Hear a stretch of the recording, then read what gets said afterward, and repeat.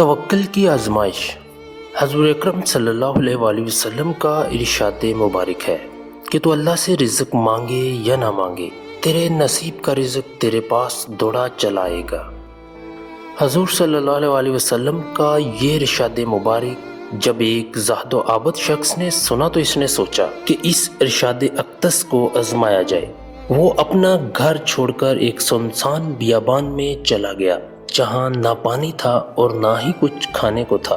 وہ ایک پہاڑی کے دامن میں تھوڑی سی جگہ بنا کر لیٹ گیا اور سوچنے لگا کہ اللہ مجھے یہاں کس طرح رزق عطا فرمائے گا۔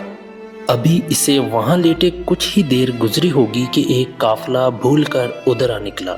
ان لوگوں نے دیکھا کہ یہ آدمی پہاڑی کے دامن میں دنیا سے بے خبر یہاں پڑا ہے۔ انہیں بہت حیرانی ہوئی کہ اس شخص کو کسی جانور کا خوف بھی نہیں ہے، معلوم نہیں زندہ بھی ہے کہ نہیں۔ قافلے میں سے ایک آدمی نے قریب آ کر اسے ہلایا جلایا، مگر وہ جان بوجھ کر نہ اٹھا بلکہ ہلکی سی جنبش بھی نہ کی۔ اس کی یہ حالت دیکھ کر قافلے والوں کو اس پر بہت ترس آیا۔ وہ سمجھے کہ یہ بہت دنوں کا بھوکا پیاسا یہاں پڑا ہوا ہے اور مارے کمزوری کے اس کا یہ حال ہو گیا ہے۔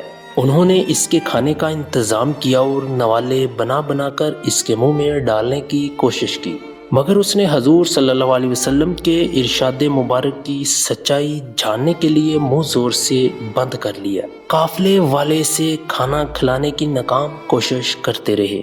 وہ سمجھے کہ یہ بھوک کی وجہ سے موت کے منہ میں جا رہا ہے، اگر کچھ نہ کیا گیا تو یہ مر جائے گا۔ قافلے میں ایک عقل مند شخص بھی تھا۔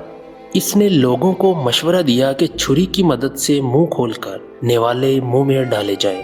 اب دوزخ شخص نے جب چھری کا سنا تو ڈر گیا، مارے خوف کے فوراً منہ کھول دیا۔ ان لوگوں نے اسے کھانا کھلانا شروع کیا اور تب تک کھلاتے رہے جب تک وہ حلق تک نہ بھر گیا۔ اس عابد شخص نے اپنے دل سے کہا، اے دل، اگرچہ میں اپنے جسم کو بے جان کیے لیٹا ہوں مگر حقیقت تو تجھ پر ظاہر ہو گئی نا۔ دل نے جواب دیا، ہاں، میں نے فقط یہ آزمائش اس لیے کرائی کہ تو کبھی توکل سے منہ نہ موڑے۔ یاد رکھنا، لالچ و ہوس تو بالکل گدھا پن ہے۔ اس کے بعد اس شخص نے توبہ کر لی اور مان گیا کہ ہر کسی کو اپنے اپنے نصیب کا رزق مل کر رہتا ہے۔ درس حیات، دانے دانے پہ لکھا ہے کھانے والے کا نام۔